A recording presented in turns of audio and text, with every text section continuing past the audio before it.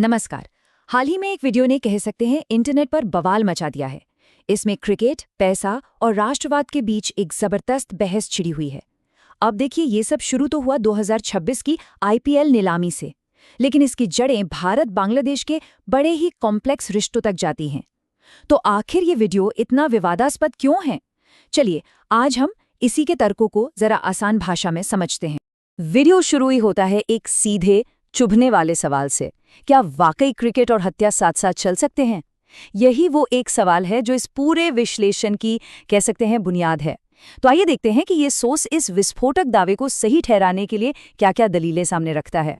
तो इस पूरे विवाद की जड़ में है एक खिलाड़ी की खरीदारी। हुआ ये कि कोलकाता नाइट राइडर्स ने बांग्लादेश के जाने-माने तेज गेंदबाज मुस्तफिजुर रहमान को अपनी टीम में शामिल किया। और बस, ये सिर्फ एक क्रिकेट डील नहीं रह गई, बल्कि एक पूरे देश की बहस का मुद्दा बन गई।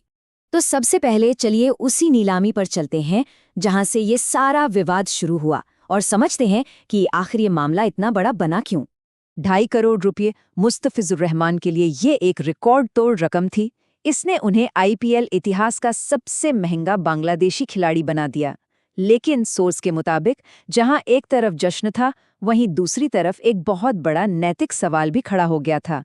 ठीक है, तो नीलामी की ये चकाचौंध तो हम समझ गए। अब आते हैं उस नैतिक सवाल पर जो इस वीडियो का, कह सकते हैं, दिल है। यहाँ पर स्पीकर, पैसे और उसूल, इन दोनों के बीच एक सीधी टक्कर दिखाते हैं। जरा इस स्लाइड को देखिए। सोर्स यहाँ दो बिल्कुल अलग तस्वीरें दिखा रहा है। एक तरफ क्या है? एक बांग्लादेशी खिलाड़ी है जो भारत में करोड़ों कमा रहा है, स्टार बन रहा है। और दूसरी तरफ वीडियो का दावा है कि ठीक उसी वक्त बांग्लादेश में हिंदू अल्पसंख्यकों पर हमले हो रहे हैं, उनके घर जलाए जा रहे हैं, मंदिर तोड़े जा रहे हैं। यही वो परेशान करने वाली बात है, वो कॉन्ट्रास्ट है जिसे स्पीकर बार बार सामने लाता है। लेकिन सवाल ये है कि क्या ये सिर्फ एक आईपीएल नीलामी की बात है या इसके पीछे एक बहुत लंबा इतिहास छिपा है? अपनी बात को मजबूत करने के लिए वीडियो का स्पीकर भारत बांग्लादेश के रिश्तों की हिस्ट्री में जाता है और वहां से एक कहानी निकालता है, मदद की और धोखे की। आइए देखते हैं। ये टाइमलाइन देखिए। 1971 में भारत ने 3000 से ज्यादा सैनिक खोकर बांग्लादेश को बनने में मदद की, लाखों लोगों को यहाँ शरण दी और आज भी इकोनॉमिक हेल्प जारी है। लेकिन सोर्स कहता है कि इसके बदले में आज क्या मिल रहा है? बढ़ती हुई भारत विरोधी भावनाएं। और यहाँ देखिए, स्पीकर कुछ सॉलिड उदाहरण भी देता है। भारत ने क्या दिया? 1600 मेगावाट बिजली दी, प्याज की कमी हुई तो प्याज भेजा, 132 किलोमीटर लंबी क्रॉस बॉर्डर डीजल पाइपलाइन बनाई, $8 बिलियन का लोन तक दिया। और जवाब में क्या मिला? सोर्स के हिसाब से #इंडिया आउट जैसा कैंपेन, बॉयकॉट इंडियन प्रोडक्ट्स जैसे मूवमेंट्स, और तो और कुछ ऐसे बयान जो भारत की अखंडता पर ही सवाल उठाते हैं। सोर्स का कहना है कि ये सिर्फ बातें नहीं हैं, इसका असर जमीन पर भी दिख रहा है। चलिए अब आते हैं उन दो सबसे बड़े इल्जामों पर जो ये वीडियो लगाता है।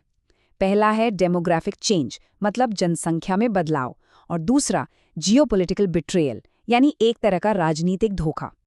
ये चार्ट देखिए, ये एक बहुत चौंकाने वाला दावा है। सोर्स के मुताबिक 1951 में बांग्लादेश में हिंदू आबादी 22% थी और आज ये घटकर सिर्फ 7% रह गई है। वीडियो इसे सीधे सीधे सिस्टमैटिक एथनिक क्लेंजिंग का सबूत मानता है। ये एक बहुत ही गंभीर आरोप है। और फिर आती है ये लाइन, एक तरफ हम आपके लोगों को शरण दे रहे हैं, दूसरी तरफ आप हमारे लोगों का मरण कर रहे हो।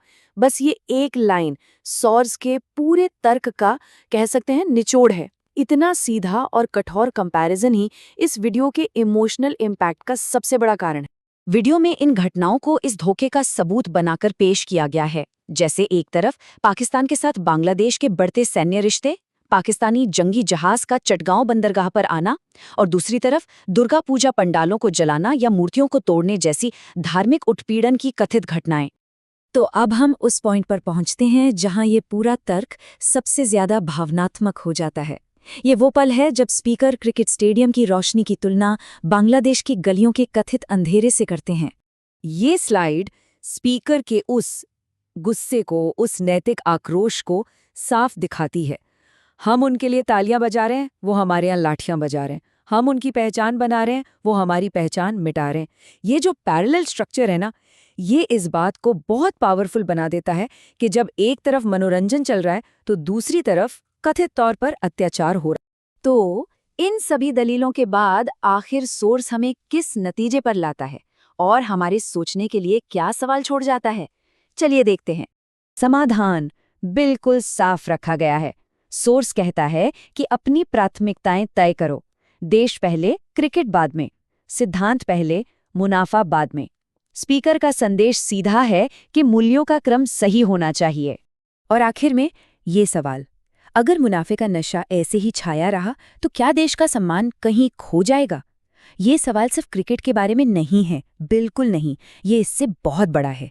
ये पूछता है कि एक देश के तौर पर हमारी प्राथमिकताएं क्या होनी चाहिए, और इसका जवाब वो स्पीकर हम सब पर छोड़ देता है।